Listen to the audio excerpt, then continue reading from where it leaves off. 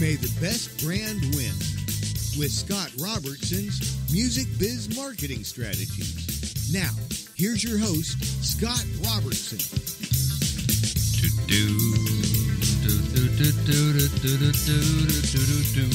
Hey, everybody. Happy Friday. You are tuned to May the Best Brand Win on Entertalk Media, the undisputed leader in music biz talk. And I am Scott, your host, and a man who is fresh like a spring daisy. With me in the booth is the freshest producer you're going to find in the general area of Miramar, California, Paul B. What's up, Paul? That's not saying much. Really not saying much. If I'm the freshest producer around, nice. I weep. I weep for our generation. You weep for your generation of freshness. How are things in Miramar these days? Pretty you guys good. doing good? Yeah, we're doing good. Nice. All the roads around here are beat up from the rains. They could not handle that. Oh, and I went. There's a canyon that I hike at by my house. So there's a huge sinkhole, like 60 feet deep, like out of nowhere, just from. Because everything is kind of it's close to the ocean. Like a lot of the soil there is kind of like that compacted sand. I'm not sure exactly what it's called, and I guess the stuff just got washed out, and it's pretty crazy stuff. As all of us know, the rain in California means end of days. It's end of days. People are like, I got to wear a sweatshirt. I haven't seen the sun. It hasn't been 70 degrees. I'm looking for property tax refunds. It sucks. I mean, the ground falls out from under your feet. You could understand the concern. There's cults out saying this is it. This is it. Pack it in. This is it. Nice. All right, well, let's get into it. So you guys are in the audience are so smart because you have tuned into episode 115, which I call What's in a Rebrand. We're going to talk about rebranding today. But first, before we do that, who am I? I run a public relations and marketing firm called Robertson Communications in Orange County, California.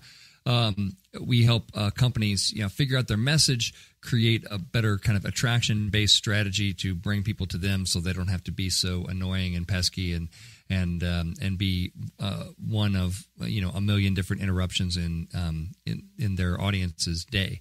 So that's what we do. If you want to reach me, here's how. Scott at robertsoncom2ms.com. The website is robertsoncom, 2Ms like communications.com, and also social media at robertsoncom is my Twitter handle, and also facebook.com/robertsoncom. Good way to reach out and find me, and sometimes I get nice emails from people who listen to the show and they say they like it, and it's not just family members. People say, "Hey, that's just your mom." I'm like, no, she doesn't have that many different email addresses that she can, add, that kind of thing. So it's not all mom. There's got to be some other people out there. That's what I say. And today we're talking about a very cool subject. We're talking about rebranding, which if you work in marketing communications, you will be involved in at some point. So, the rebrand, the refresh, it's like a new coat of paint. It's a fresh application of lipstick to pretty much the same old stinky pig, and we do it all the time in this business, but why do we do it? How do we do it? What makes a rebranding effort work? What makes it fail and end up on this show? Quite honestly, we're going to hit all of that and more, and we're going to delve deep also on who's winning and losing, some really wild, interesting stuff on winning and losing this week. So this is going to be another whirlwind fun episode. You guys tuned into a really good one and a fun topic here. So let's dig into it. The subject of rebranding. So rebranding is a marketing strategy, which is a new name. It's a term or a symbol, design, or combination, which is created for an established brand with the intention of developing a new and differentiated identity in the minds of consumers, investors, competitors, yada, yada. It often involves radical changes to a brand's logo, name, legal names, image, marketing strategy, advertising themes. Sometimes you're trying to reposition the brand and company, distance itself from negative connotations. We'll talk about that. So anyway, that's your general idea of what a rebrand is. So why do companies do it in the real world? Not just the academic world of rebranding has become something of a fad at the turn of the millennium. But why do companies and organizations rebrand? Because usually, in my experience, is you have new management, new management comes in, a new agency's hired. They think they have a plan to do it better, and they decide to kind of throw the baby out with the bathwater and, rebrand, right?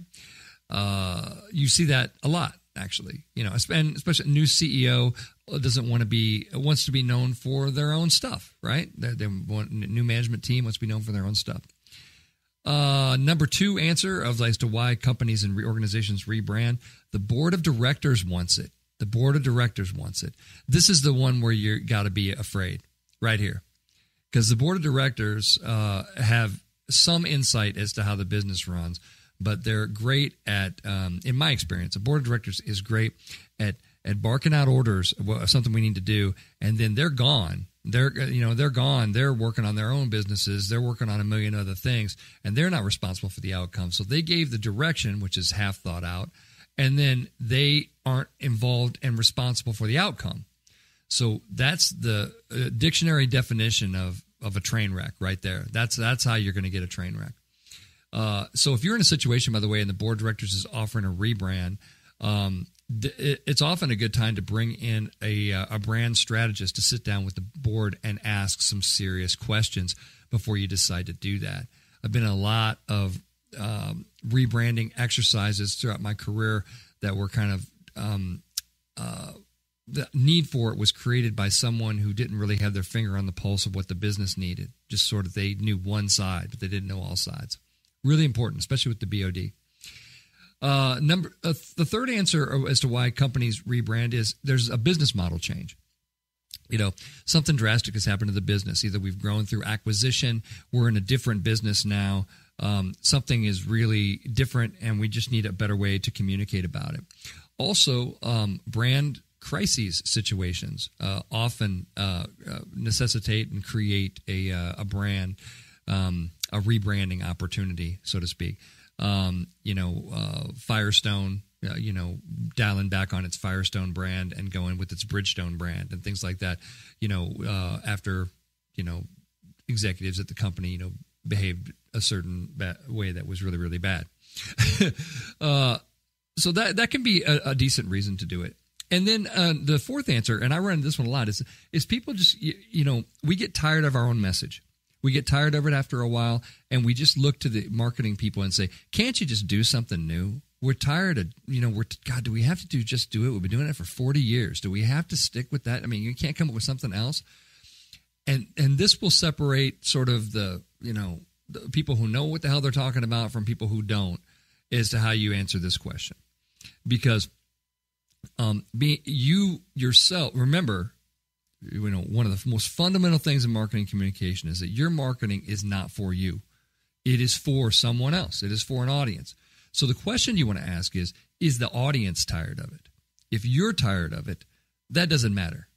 That's so far down on the it matters tree that you can't even find it.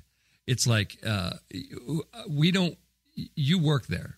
Even if you're the CEO, and if you're tired of the old stuff, you need to come up with a business reason as to why a rebrand is going to happen, right?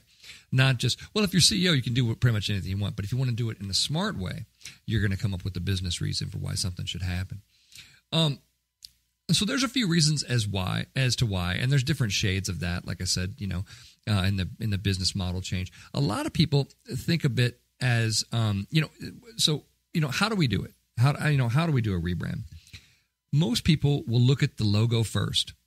They'll, these days they'll look at what are the trendy fonts. They'll look at we can make a flatter, simpler design. I've been talking about brand truncation, shortening a lot on this show. You see that in a lot, Dunkin' Donuts going to DD, Weight Watchers going to WW, AARP losing its acronym and just going with the block of AARP. You see, you kind of see a truncation, which some people in marketing call idiocracy, that in full view, by the way. Just society is just flat out getting dumber, and you need that. And pretty soon we're just going to be communicating like cave people with a bunch of pictures and stuff and like no words. I tend to look on the little more optimistic side of things and say, well, whatever it is, it's happening. It's a trend. It's a brand truncation. It's definitely a thing. But most people will look at the logo first. Some people will look at the positioning of the organization and kind of brand from there, right? But very few people look at what I consider to be the most important piece of the brand, the message, right? I've talked many times on this show about messaging coming before design. Message is before design, and that's not up for argument because human beings, we think in terms of words first and then pictures. We have to be able to tell an artist, this is the feeling that I want you to go for, but we have to express that feeling in words, unless you're really good at emojis. I mean, maybe you're like super good at emojis and you could really get that done, but for most of us human beings, we think in words first, pictures second, right? And that's why the message, which is very often overlooked completely, is literally the most important thing in a rebrand. I saw an organization that was that's rebranding a technology standard right now, and they started with they started with saying, well, we're going to create a new logo, and then they but their words of why they were doing it made no sense. It made no sense. It read like I read their press release and I kept thinking over and over again. I was like, I don't see why this is going to be different. I don't see a reason why I should care. I don't see anything that resembles a message, which, again, you want to have first. Message first. Pictures second. Graphic artists, listen to me. If somebody's asking you to redesign the logo, then turn back to them and say, what's the message? If they don't know, stop working. Call someone that can do messaging. Fix that first. It's very, very important. It is not up for debate. This is the order of how things can be successful. And if you want to look about why things fail, you can very easily go back and go, this branding effort that I mentioned to you in the music industry that I've been following pretty closely is going to fail. I know it 100% because I've read their stuff. They don't have a compelling reason to do it. And now they're going to try to force a reason in there with like a new logo. And it's not going to make sense to anybody. It's not going to be communicated well. It's going to fail. It's only a question of when, because the order is messed up, right? The order is messed up. And that's just, it's just a poor way to do it. So, when does rebranding really work? It really works when there's a real reason and a real plan, right? There are, Dunkin' Donuts, said that we're going to go with the DD, and pretty much they were using the DD as a truncated version of their brand anyway, so it wasn't like a huge deal. And for Dunkin' Donuts, it's a pretty small move, and they're basically saying, look, we're going to try to communicate. We're going to try to be more simple with our brand. And also, we're going to de-emphasize donuts a bit, and we're going to, especially in more health-conscious areas like, California and that sort of places, and we're going to de-emphasize the donuts a little bit, and we're going to emphasize our coffee and our experience and all these kind of things. I mean, they have some business reasons that are not BS as to why they are going to do it. And that's why it works. And it's not rocket science. But then let's look at Weight Watchers. Weight Watchers, a story this week, February 27th, from CNBC says Weight Watchers calls on Oprah Winfrey to sell wellness after the abrupt name change to WW left people confused. So Weight Watchers is scrambling to clarify its new name, WW, and its mission after a poorly executed rebranding campaign left consumers confused and the membership numbers tanking, right? Because this comes from too sometimes marketing people. Remember the listening part of communications where we listen to people? If you're listening well, you very rarely are leaving people confused because you're listening and responding to their needs. What you have in the Weight Watchers situation is internally, they say, we want to be about wellness. We want to be about wellness. And nobody asked the damn customer if they wanted to be about wellness because they don't. They want to be about weight loss. That's what they want to be about. That's why they come to you. And Weight Watchers says, we want to be about wellness. No one gives a flying crap about wellness. I can prove it to you. Just go to CNBC and look at this story about Weight Watchers failing miserably in its rebranding effort, and that will prove to you that no one cares about wellness. It's not a compelling value proposition. And their messaging, and you know who gets blamed, by the way, when a rebranding goes bad? Who do you think gets blamed? Who would you guess? Yeah, director of marketing, kids. That's exactly who's going to take the fall for this. Absolutely going to be who's blamed, and that's why you got to ask questions like this especially when the board of directors says we want to rebrand. You know what? The board of directors isn't going to, when it fails, it's on you. It's not going to be on them, even if it was the dumbest idea on the planet, because you can't let dumb ideas get past you, because then you're going to get blamed for it. You know, in every one of my corporate jobs, I got blamed for so much garbage that was not in any of the fault of communication, just because I didn't make a firm enough stand to stop the stupidity when I had the chance, you know, and I got much better at it towards, as I've gotten older, I've gotten much, much better at it. So, because I understand, you want to sit in a few of those conversations and you're like, well, I got to shut this train down next time. So when do rebranding efforts fail? They fail when the audience doesn't understand why it's being done. It's not, the reason didn't come from them. It came from the board or the CEO or some other, answer that is not about them. And they don't understand how it benefits them, right? Again, you don't have to look any further than Weight Watchers to kind of see that. Again, marketing has a process, a science to it, if you will. And sometimes, just slapping a coat of paint on something, and calling it a rebrand is really stupid. There's this whole thing called brand equity, where your brand can be, there's a company called Rebrand out of San Francisco, and they can value and tell you exactly how much your brand mark is worth, exactly how much your brand is worth. They value the most valuable brands in the world, and they can tell you how much your stuff is worth. So you're going to walk away, if you're going to walk away from an asset that has worth, that you've spent money building, then you better have a damn good business reason as to why you're doing it. It's fine to have that business reason, but you better have it, because somebody is going to be able to show the report and say, well, we had this brand equity and now we got no brand equity, and so now we've lost literally a bunch of money. And as I've talked about on many other shows, marketing's job is not to create problems for the organization. It is not. If you're in a situation where marketing is creating a problem for the organization, it's gonna be a personal problem for you very, very soon. And we're talking about rebranding all day today here on May the Best Brand Win on Entertalk Media.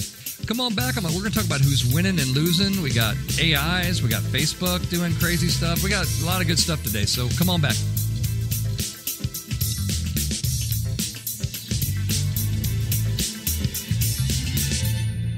Are you serious about your music? Are you ready to run with the big dogs? The experts at Pitbull Audio have the gear to get you into the game. From leading manufacturers like Mesa Boogie, Fender, Pioneer, and American Audio. To sound your best, you need the best. Pitbull Audio can deliver in rehearsal, on stage, and into the big time.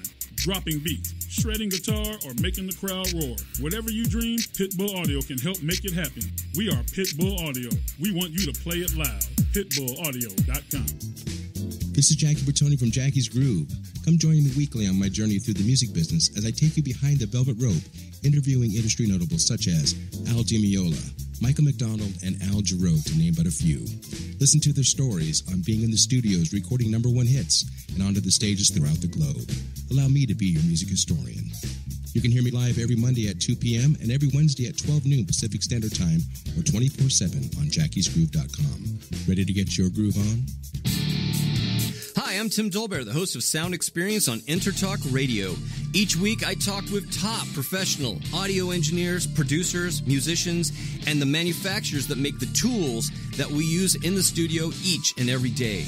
From capturing the perfect take to mastering your final release, and the tools and how the pros use them, we are going to dive deep into their process and learn from their experience. I look forward to you joining us each week on Sound Experience with me, your host, Tim Dolbear. Make this your vinyl night. I'm John J.R. Robinson, and every week, music creation comes alive through stories, experiences, and sounds when vinyl records filled our hearts and minds. My friends and I share our tips and techniques used in creation of iconic tracks for recording artists such as Michael Jackson, Eric Clapton, Quincy Jones, and Steve Winwood, to name a few.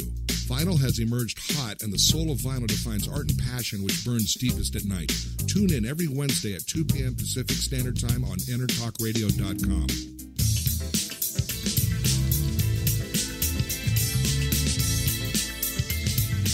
May the best brand win with Scott Robertson's Music Biz Marketing Strategies. Now, here's your host, Scott Robertson.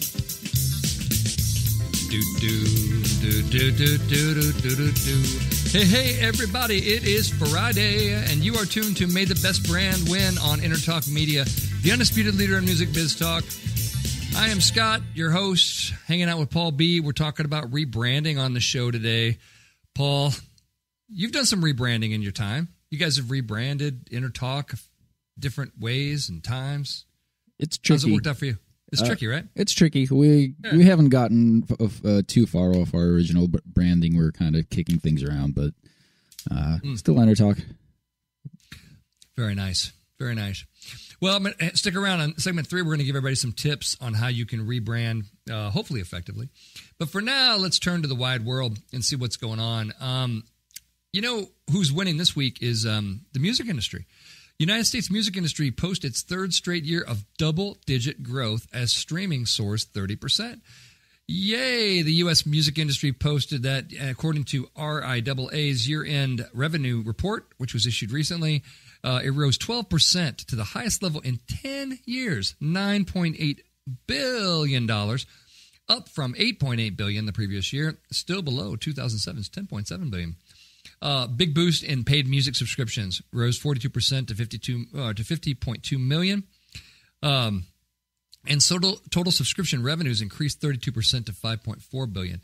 Now, talking with a lot of artists, you wonder, is this money filtering down to the artists? I'm going to go out on a limb, and I have no information to support this, but I'm going to go on a limb and say probably not. I'm going to say that there is probably a bunch of hands in the cookie jar along the way, and the artist is probably still not getting their due. But anyway, here's hoping. I'm just saying it's good for it's good to see those numbers for the music industry rising, and it's good to see people paying for music again. And streaming services make it very, very easy. I've been an Apple Music subscriber for years. I can't imagine not having it. I mean, it is such, like, if there's any song that I want to hear, I can hear it. I can hear it, and kind of, guilt-free without having to think that, oh, yeah, well, I'm stealing music or I'm ripping files. You don't have to do any of that stuff anymore. You can just pay a nice monthly fee, and you have access to pretty much, everything that you're ever going to want to hear. So, and most people got that memo, and they're doing that. So I think that's a good thing for the, because, artists should be paid for their craft. I mean, and hopefully that, like I said, that money's making it all the way down to the artists at some point.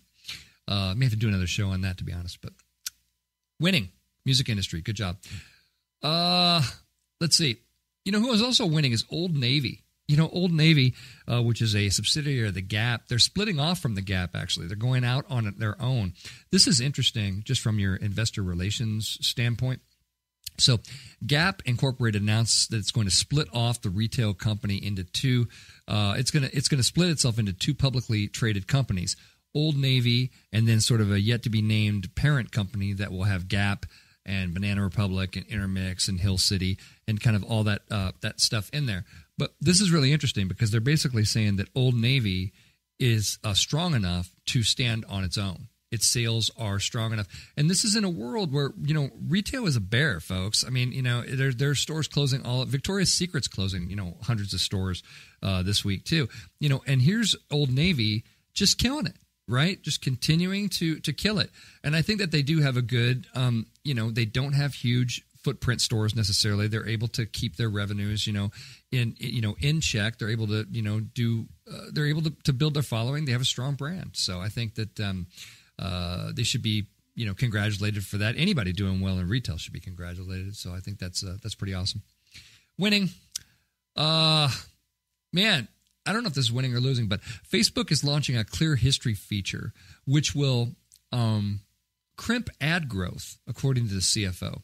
Now, this is an interesting story. So Facebook is going to give its 2.3 billion monthly users the ability to clear their digital history.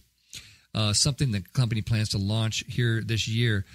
And of course, that cuts into data, right? If I can clear my history, then they can't serve that data up to advertisers, and advertisers make the revenue model sort of go. So it's sort of an interesting dance. To me, I think that they understand that the government's coming for them. They have listened to this show. They've listened to the many privacy attorneys I've had on this show. The government is coming for you. Congress is lining up for you. Every country in the world is setting up their own GDPR-like privacy standards. California's got its own. By the way, at the end of this month, end of March, I'm going to have another great privacy attorney on with me. We're going to discuss the latest California privacy legislation that's up and kind of what it's going to mean for business. So you don't want to miss that one. But this is really interesting. So the CFO said privacy is a headwind for us in 2019. Smart. Very smart. So they're going to try to get in front of this, and and before this becomes a huge deal for them, they're going to try to find a way to save themselves, basically, before the government comes in and says, because the government's going to come in and say, either you have to pay people for your data, which is what California wants to do, which is not a revenue model that's going to be sustainable for a free software app. Hey, we give you all the software development. Here's the software, and we're going to pay you to use it. I don't see that working out, but maybe I don't know. Never know what Zuckerberg's got up his sleeve. So, but basically, you'll be able to clear your history.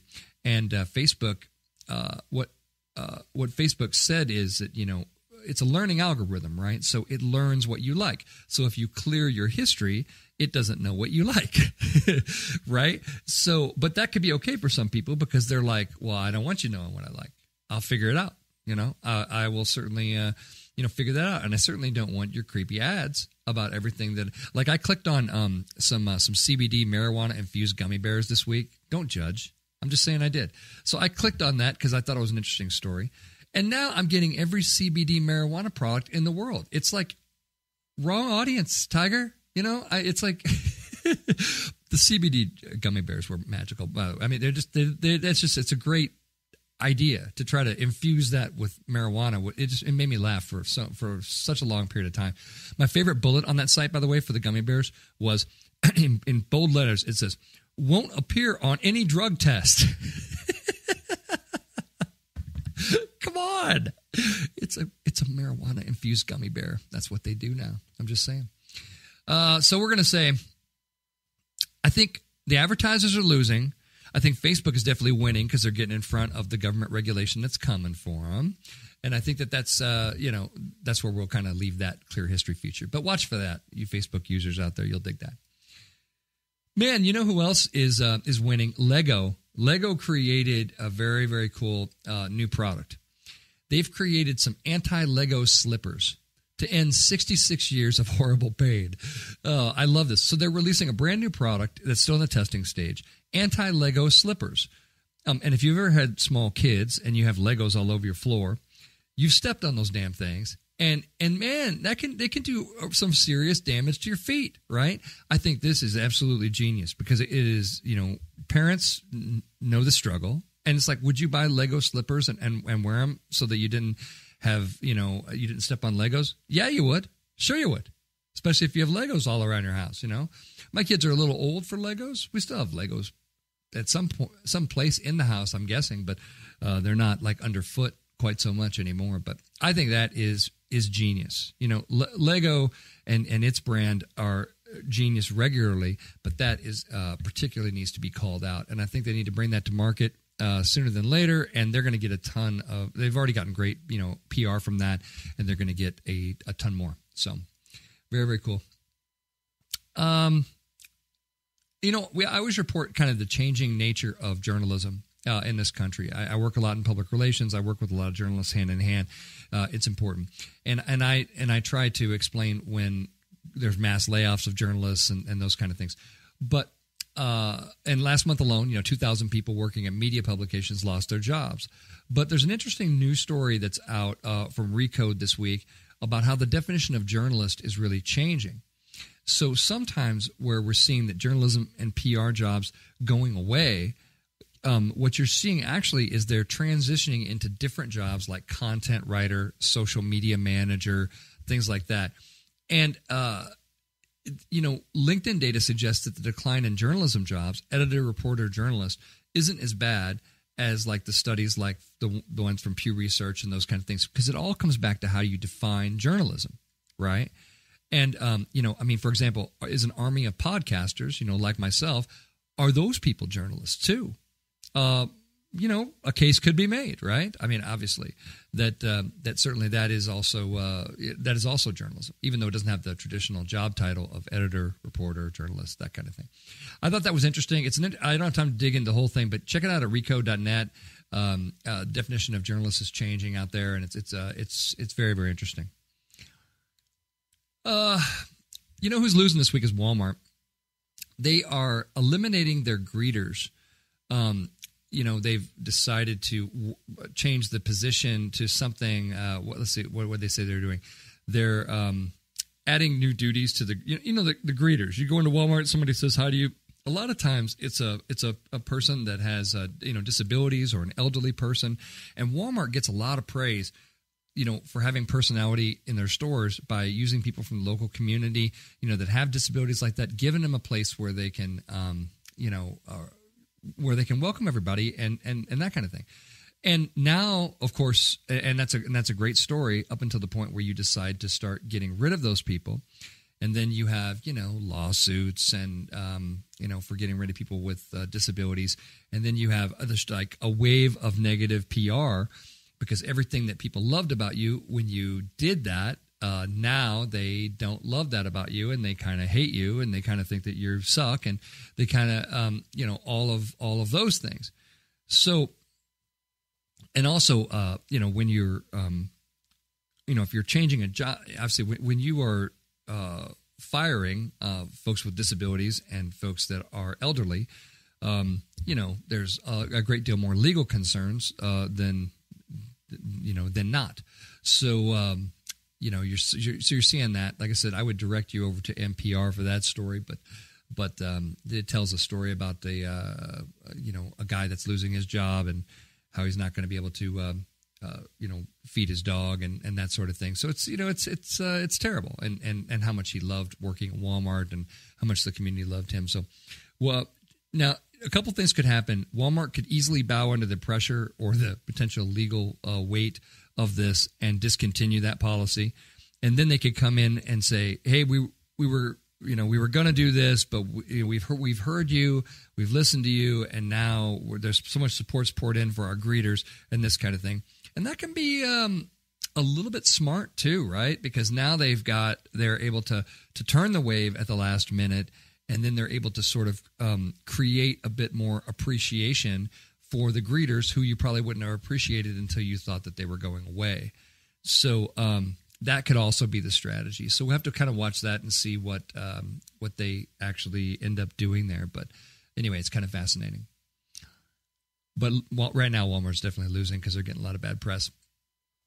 We're all losing if we're listening to music while we're doing creative work, because listening to music may be damaging your creativity, according to a New Atlas story this week. A new study suggests that listening to music can significantly impair your ability to perform creative tasks. While music was found to disrupt creative processes, ambient library noise was found to have no significant effect in the study. So ask a group of friends whether listening to music while working does it get the creative juices flowing, and also this plays into students, right, too, because like my son told me forever, that, hey, I have to listen to music while I'm doing this so I can it helps me think. But of course, the latest studies say that it doesn't really help you think. It distracts you, and maybe that was a more pleasant way to think, is a good way to say it. So anyway, it's kind of fascinating if you dig through kind of the experiments that they performed. But the paper, which basically was from Sweden and Lancaster University, was published in Applied Cognitive Psychology. And I know that you guys all have the latest issue right there by the toilet. I mean, it's just right there by the toilet. It's ready to go. Whenever you need some applied cognitive psychology, you're able to read it right there. I can tell. But according to that report, I'll save you the trouble, or New Atlas will too. Listening to music may be damaging to your creativity. So there you have it, and there you are. Elon Musk is losing because the guy just can't keep his busy little fingers off of Twitter, can he? And the Securities and Exchange Commission has very little sense of humor to no sense of humor about tweeting. And they are now asking a judge to hold Mr. Musk in contempt for violating last year's settlement with the agency. So basically what happened was there was a huge legal brouhaha that Elon Musk said there was going to be more production of Tesla cars than there was. And, of course, when the CEO says something in any kind of public channel, that is potentially a violation of Securities and Exchange Commission, which you have to be very careful about what you say and what forward-looking statements you make and all that kind of stuff. Elon Musk, not a rule follower at all, decided to kind of say, I don't care, and basically now, and he's tweeting again. You know, he's tweeting. It's a great. I have great respect for Elon Musk, by the way. I think he's an absolute genius. The things that he's involved with are absolute world-changing things. Without any doubt about it. He's the closest thing to like Tony Stark and Iron Man that we actually have that level of kind of genius. But he's also kind of got the same personality traits as like Tony Stark, who is kind of a jerk, honestly, and kind of a guy that does it his own way and doesn't follow the rules and creates lots of problems and that kind of thing. And you kind of see that happening. But I encourage you right now, if you're not following Elon Musk on Twitter, you should. You definitely should. He's got 24 million Twitter followers. He says really interesting things. He says really things that the SEC doesn't like. And then he thumbs his nose at the SEC and talks about how they're wrong in his Twitter feed. Not your best strategy in the world for making friends and influencing people in Washington at the SEC, I guess. But, hey, what can you do? I say Elon Musk. But like I said, it's a very good Twitter feed, so you should definitely check that out. But right now, we're going to put Elon in losing because he's violating the settlement with the agency. He's raising a new round of regulatory issues for what the journalists call the embattled Tesla Inc. CEO, that kind of thing. So it's got to be really interesting that they try to figure out what to do with social media and what to do with all these disclosures and things like that in the new world. And that's who's winning and losing this week, folks. You're smart because you're tuned in to May the Best Brand Win on Entertalk Media. Come back. I'm going to give you some rebranding tips to make sure it goes well for you. See you in a few.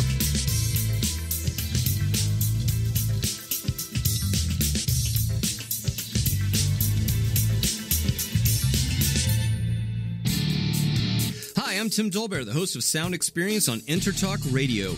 Each week, I talk with top professional audio engineers, producers, musicians, and the manufacturers that make the tools that we use in the studio each and every day. From capturing the perfect take to mastering your final release, and the tools and how the pros use them, we are going to dive deep into their process and learn from their experience. I look forward to you joining us each week on Sound Experience with me, your host, Tim Dolbear. Are you serious about your music? Are you ready to run with the big dogs? The experts at Pitbull Audio have the gear to get you into the game. From leading manufacturers like Mesa Boogie, Fender, Pioneer, and American Audio. To sound your best, you need the best. Pitbull Audio can deliver in rehearsal, on stage, and into the big time. Dropping beats, shredding guitar, or making the crowd roar. Whatever you dream, Pitbull Audio can help make it happen. We are Pitbull Audio. We want you to play it loud. PitbullAudio.com. Make this your vinyl night. I'm John J.R. Robinson, and every week, music creation comes alive through stories, experiences, and sounds when vinyl records filled our hearts and minds. My friends and I share our tips and techniques used in creation of iconic tracks for recording artists such as Michael Jackson, Eric Clapton, Quincy Jones, and Steve Winwood, to name a few. Vinyl has emerged hot, and the soul of vinyl defines art and passion which burns deepest at night. Tune in every Wednesday at 2 p.m. Pacific Standard Time on EntertalkRadio.com. This is Jackie Bertoni from Jackie's Groove. Come join me weekly on my journey through the music business as I take you behind the velvet rope, interviewing industry notables such as Al Di Meola, Michael McDonald, and Al Jarreau, to name but a few. Listen to their stories on being in the studios recording #1 hits and onto the stages throughout the globe. Allow me to be your music historian. You can hear me live every Monday at 2 p.m. and every Wednesday at 12 noon Pacific Standard Time or 24/7 on jackiesgroove.com. Ready to get your groove on?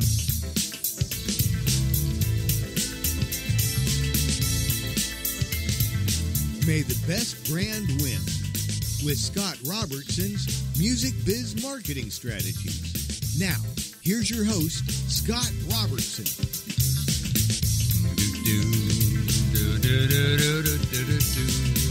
Hey, everybody. It is still Friday. You are still tuned to May the Best Brand Win on Entertalk Media, the undisputed leader in music biz talk.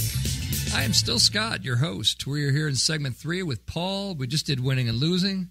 Paul, what'd you like this week? Elon Musk story. It always fascinates me how people just don't seem to understand that Twitter is not like, you're not talking, especially when you're like a huge celebrity, like you're not just talking shit to your buddies at a party, like all that. Like exactly. you could get crucified in a second on there. Like just, people should, if you're that publicly visible, I think people should just stay off it altogether. Yeah, I tell you. I mean, in one hand, it's great to have a direct channel to people. In the other hand, the SEC has no sense of humor, and they will have to interpret kind of what you meant by things. And if you do smiley emoji, they'll be like, you can imagine a room full of people have no sense of humor. The whole of like social media does not seem to have a very good sense of humor. No, I wouldn't try new material out there. I was reading a story that said that the court system is having a hell of a lot of trouble interpreting emojis, right? Because the meaning of emojis can be like the story. I have to direct you to it, but the funny story was like it said that it was a prostitution ring that they were trying to prosecute and put away, and they said that the tweet said teamwork makes the dream work. And then they had like a high heel shoe, like a money bag, and like lipstick. And then the attorney had to get up in front there and say, "See, clearly, what this means is they're talking about prostitution." You know, and you're sitting there going, "I'm sorry." Teamwork makes the dream work, and a few emojis, and it's like, I mean. They probably were, but probably not because of that. I mean, I don't know. I think the legal system is they're scratching their heads trying to figure out what to do with the emojis. There's going to be lawsuits for emoji libel. Emoji libel's coming, baby. Mm-hmm. See, it would have been fine if you had a smiley face, but you also put you got the stinky and you got the stinky poop one with the flies. Exactly. Now, so smiley face and poop emoji is not the same thing as smiley face. Kissy emoji. Mm-hmm. And the order probably matters too. I just want it to end. Please let it end. That's what I say. God bless America. All right. That's enough fun and games. Let's get back to rebranding, shall we? So this whole episode, we've been talking about rebranding. We've been talking about, like I said, if you work in marketing communications, you're going to get the call eventually, and people are going to say, we should rebrand, right? And so I'm going to give you a few tips that I use on a rebranding effort, especially if somebody calls me, call my office and say, we're going to rebrand. I tend to follow stuff like this in my practice. So number one, know why you're doing it and have a really, really good reason. Okay? A really good reason.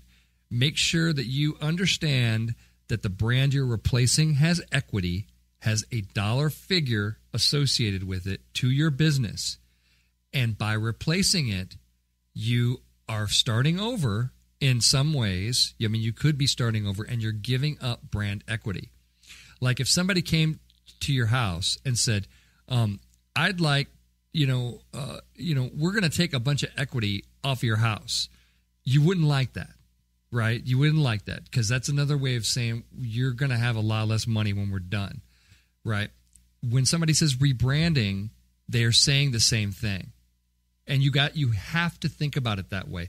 And my God, and God forbid, the board of directors says, we need to rebrand. And it's usually some moron that doesn't know anything about marketing that over in the finance department that raises his hand. And he may be a great finance guy, but it's like, stay in your lane, doof. It's like, and somebody will raise their hand and go, I think we need to rebrand. It's like, just because you saw a great episode of Mad Men this past Sunday and you decided to rebrand doesn't mean that you can task the rest of the company with your idiocy, So make sure that you know why you're doing something and have a damn good reason as to why you're doing it. This is going to become really important as we get through this process, so I can show you. Also, make sure you ask questions about how are we going to measure success about this bad boy? And make sure you know how you're going to measure success before you start. Ask questions like that. Okay, so we're going to do a rebranding effort. We're going to be giving up some equity in our current brand. We all understand that, right? We understand that could happen. We understand how south it could go, the bad side of it, right? But we understand, most important, how are we going to measure success? How are we going to know this is successful? And the reason you ask that question is because that forces the answer about why you're doing it. If you're replacing a technology standard, you've got a technology standard 1.0 and you're going to replace it with 2.0, then you better damn well know why 2.0 is better, why 2.0 is successful, and you better make a strong case as to why 1.0 isn't getting it done. Because there's at least one avenue that you could take in communications, which is to do nothing and keep the standard that you have right now, right? But if you don't know how you're going to measure success, if you don't know this, then you're going to fail.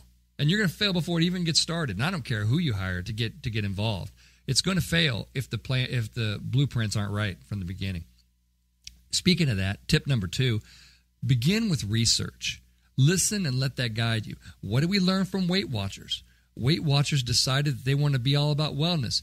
Did their customers want to be about wellness? No. Who's the most important audience? Yeah, there you go. Right. So listening to your customer, very, very important. Beginning with research. Listen and respond. Listen and respond. That is so important. It is missed so much. I sit in meetings all the time, and people say, we're going to do this. And I say, have you asked anyone about this outside of this room? No, we haven't. Then stop what you're doing. Then stop what you're doing. That's it. How is that going to work? How is that going to work? That's even a better question to ask. I don't understand how this is going to work if we don't have any feedback from the field about what we're doing. Always begin with research. Listen. Let that be your guide. Very, very important. Not enough people out there listening. If Weight Watchers would have listened a bit more, and maybe they did some focus groups. By the way, you can't believe focus groups. Focus groups will tell you anything that you want to hear. I am not a fan of focus groups. I've sat in focus groups before where they're there to eat the M&Ms and they're there to tell you basically what you want to hear. Oh, well, I really thought ad number 3 was the one that would help me. Oh, and you're sure that would help you buy and that kind of thing. Liars. Lying. Don't base your stuff on focus groups, especially in this day and age when you can just kind of conveniently listen to what people are saying about your brand on social media so easily. And that stuff's probably going to be real because they don't know you're listening, to be quite honest. So, make sure, again, tip number 1, know why you're doing it. Have a good reason. Tip number 2, begin with research. Always begin with research because then, you're going to be set up the right way. Number 3, and this is absolutely the most important thing. Before you do anything, look at your rebranded message. This is always first. It always must come before graphic design. All of you graphic designers out there, I love you. I love you to death. But if they don't give you a good message, you need to stop working. You need to stop working and turn to them and say, this is not a good message. You don't understand what you're trying to do. And this is where, and I understand graphic artists aren't necessarily trained and they don't come up to be counselors. They are trying to kind of just get it done, right? But like your higher level, your creative directors, that's what I'm saying. Counsel. Bring in someone to do messaging. I'm working with a designer right now on a project. The designer told me candidly, said, there's no way in the world that I would have come up with the designs that I came up with that made this thing successful if you hadn't first spent so much time and created a fantastic message. I'm like, I know, right? That's the order of things that you have to do. There are so many. It's not fair to put a graphic designer in the position of saying, well, just come up with something new and we'll just take a look at it. I mean, you might as well just said, let's just see how much money and time we can waste and how big we can fail. I mean, let's just see how much we can fail right here, right now. Don't allow that to be done to yourself and don't do that. Really, really, really, really, really important to focus on the message first. It's got to come first. And people say, well, we've got a message. That kind of message. Now, what am I saying when I say message? Let's just review that real quick. You may have a message, but if it's about you in any way, throw it out. If it's about your vision statement, your why, your any number of narcissistic, navel-gazing, garbage, BS, personal coach crap that you've been fed, and I don't care if you went and talked to the shaman on the friggin' mountain and he said, this is your why, and you came back and you want to infuse the company with it. Here is my point as a marketer. Your audience does not care about you and your stuff. They only care about themselves, about their needs, their stuff. You're talking about young people. They came from a generation where they all got a trophy, even for participating. They're very much into themselves. You know what I mean? You certainly do not want to bring your great grand why statement and your vision statement and your great biography story. And I'm sure that sounds great to you, but it only sounds great to you. Nobody else gives a crap. So don't even bring that into your marketing message discussion. Everything in your messaging needs to be about them, their needs, and then it needs to go deep. It needs to go deep. Are we asking questions, like I say in my messaging sessions, about what are these people thinking? What do they really want? And beyond the lies of what they tell you they want, what do they really want, right?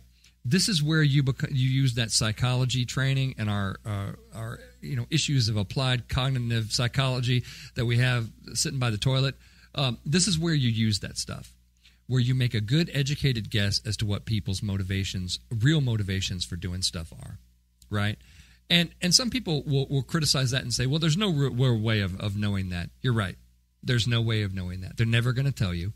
There's no amount of money there's no amount of M&Ms that you can stuff in their face where they're going to tell you. And here's the dirty little secret: they probably don't know. They probably aren't they aren't connected with the real reasons as to why they're behaving a certain way. So they'll give you any number of sort of fabricated surface level reasons that are just smoke. And that's what we do when we don't actually have the answer ourselves. Keep in mind, when you're talking about the human brain, you're talking about something that we don't completely understand still. We learn new things about how the human brain works just about every week, okay? So you don't want to definitively say, well, we know exactly how this is going to go. You don't. Very important, very important. You can make assumptions. You can do those kind of things, but you don't exactly know how it's going to go. But have that conversation. Go deep. I offer messaging sessions, very inexpensive messaging sessions when I work with startups. It's the very first thing that we do. I insist on it. There's no way to move communications forward if we don't have that message. You must have it. And the message has got to be about them. It's got to be deep. It's got to be strong. And it's got to make sense to them and be something that they're going to, act on once you put the message in front of them. Tip number 4, look at everything across your whole marketing mix and make sure you're asking, why are we still doing this? And then you can eliminate all the things that don't have good ROI or justification.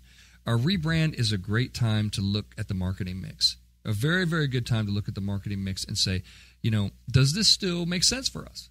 Is this still something that we want to do?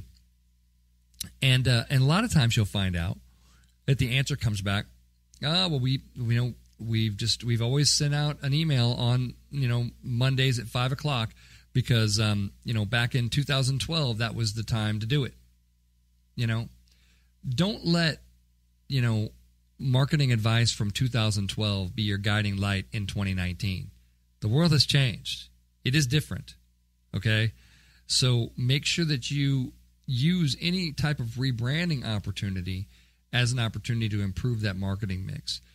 Are there things you can add? Are there new things that could be added? Is the new brand message in a place where, this is a part where you can get really creative even about the mix.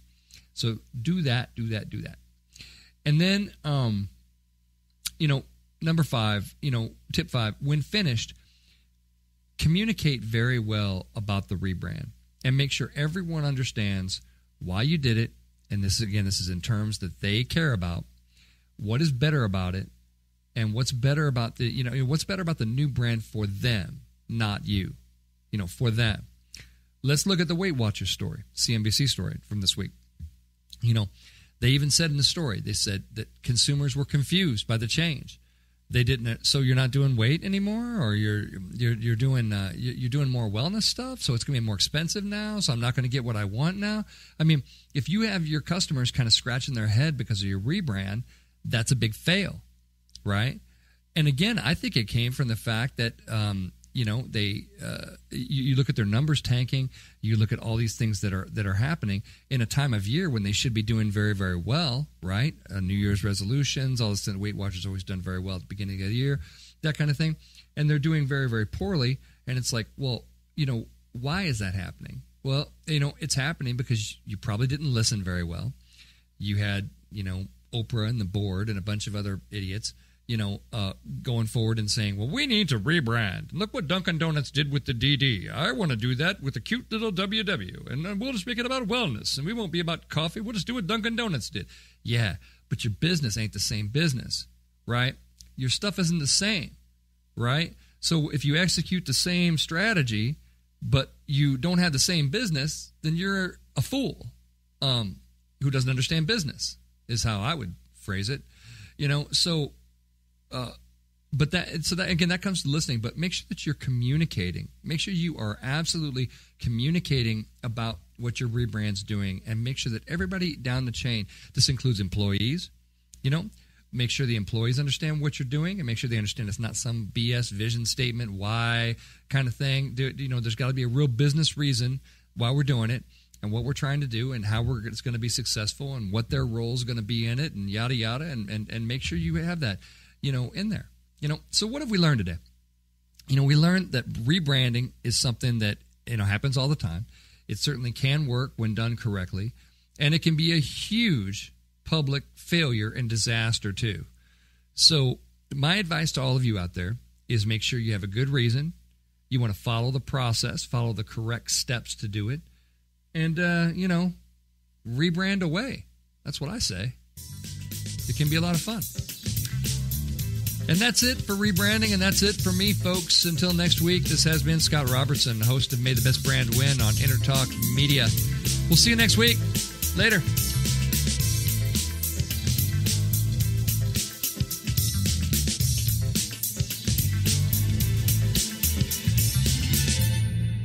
You know what's all around you every waking moment of your life? Marketing. You're choking on it. I'm Scott Robertson, and when it comes to strategic PR, branding, and marketing, I've seen it all. And actually, I'm still seeing it because bad marketing never sleeps. Join me each week on May the Best Brand Win, right here on Entertalk Radio, and learn how to make the marketing for your brand unforgettable. Hi, this is Tim Dolbear from Eclectica Studios. I'm a full-time mixing and recording engineer. I work with Grammy winners, labels, and indie artists, using state-of-the-art digital mixing and restoration tools and the very best in analog gear. Really, though, it's my ability to bring tracks to life and fulfill your vision for your music. This has made me sought after by producers and artists worldwide. So spend your time working on music and not chasing a mix down a rabbit hole. Go to timdolbear.com and check out our free one-song mix offer. Are you serious about your music? Are you ready to run with the big dogs? The experts at Pitbull Audio have the gear to get you into the game. From leading manufacturers like Mesa Boogie, Fender, Pioneer, and American Audio. To sound your best, you need the best. Pitbull Audio can deliver in rehearsal, on stage, and into the big time. Dropping beats, shredding guitar, or making the crowd roar. Whatever you dream, Pitbull Audio can help make it happen. We are Pitbull Audio. We want you to play it loud. PitbullAudio.com. This is Jackie Bertoni from Jackie's Groove. Come join me weekly on my journey through the music business as I take you behind the velvet rope, interviewing industry notables such as Al DiMeola, Michael McDonald, and Al Jarreau, to name but a few. Listen to their stories on being in the studios recording #1 hits and onto the stages throughout the globe. Allow me to be your music historian. You can hear me live every Monday at 2 p.m. and every Wednesday at 12 noon Pacific Standard Time or 24/7 on jackiesgroove.com. Ready to get your groove on?